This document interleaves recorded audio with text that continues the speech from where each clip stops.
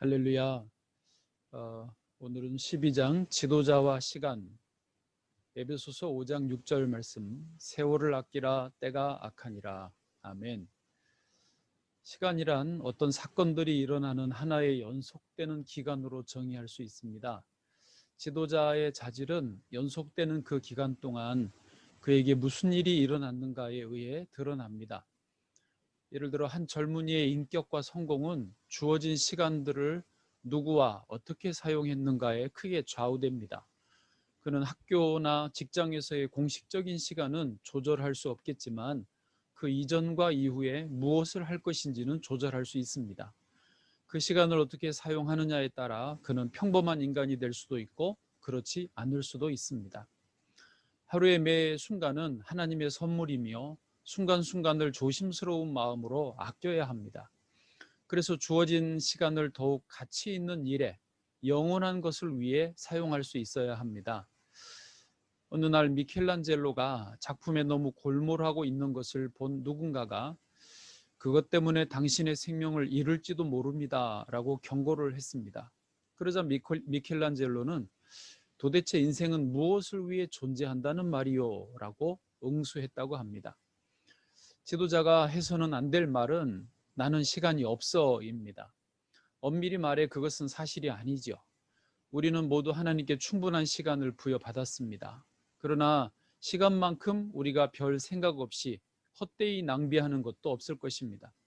문제는 더 많은 시간을 필요로 하는 것이 아니라 우리가 소유한 시간을 더 잘 사용하는 것입니다. 세상의 모든 사람들이 능력이나 재물에는 차이가 있을지 모르지만 시간에는 어떤 차별도 없기 때문입니다. 시간은 잃어버릴 수는 있으나 결코 만회할 수는 없습니다. 시간은 저장할 수 없고 연기될 수도 없습니다. 만일 시간이 생산적으로 쓰이지 않는다면 그것은 회복할 수 없고 잃어버리는 것입니다.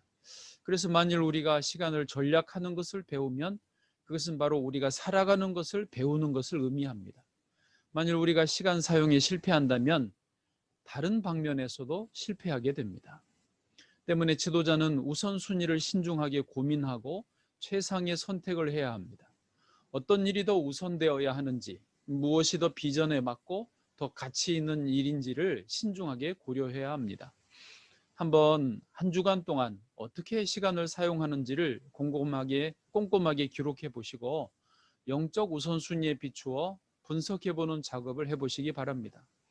어쩌면 깜짝 놀라실 수 있습니다. 생각보다 많은 여유 시간을 소유하고 있었고 또 생각보다 많은 시간을 허비하고 있었음을 알게 될 것입니다. 선교사였던 유명한 리빙스턴은 11살 때부터 고향 덤바톤의 면 공장에서 아침 6시부터 저녁 8시까지 일을 해야 했습니다. 그러나 리빙스턴은 여가를 이용하여 라틴어를 공부를 했습니다.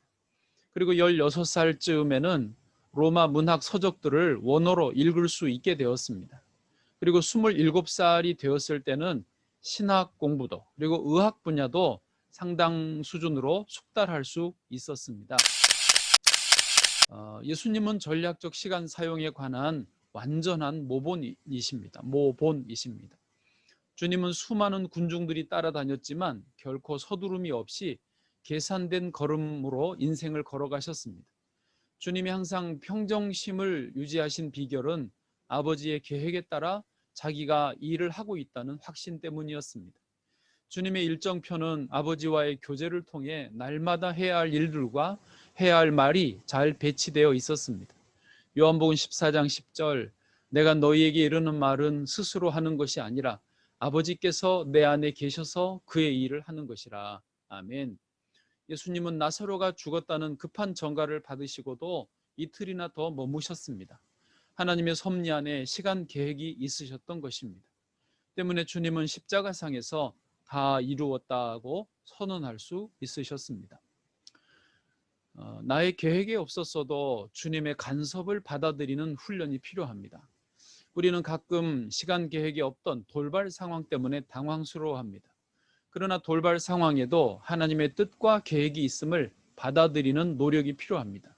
예정이 없던 사람이 찾아온다면 주님께서 당신을 이곳으로 보내셨음에 틀림없습니다. 왜 그분께서 당신을 보내셨는지 우리 한번 같이 기도하며 찾아봅시다 라고 할 수 있어야 합니다. 성령께서 갑자기 빌립을 광야로 보내셨던 이유는 에디오피아 내시를 만나게 하시려는 것이었음을 우리는 잘 알고 있습니다. 그래서 리더는 매일 주님과 교제와 기도를 통해 하루하루의 시간 계획을 짜야 합니다. 매 30분마다 실행할 계획을 세워 실천함으로 삶의 유용성을 나타내야 됩니다. 특히 부스러기 시간을 잘 활용해야 합니다. 이를 미루는 습관도 버려야 합니다. 유명한 세상의 말 Do it now, 그것을 지금 하라는 유명합니다. 평생 꽤 많은 독서를 했던 어떤 분에게 누가 질문을 이렇게 했습니다.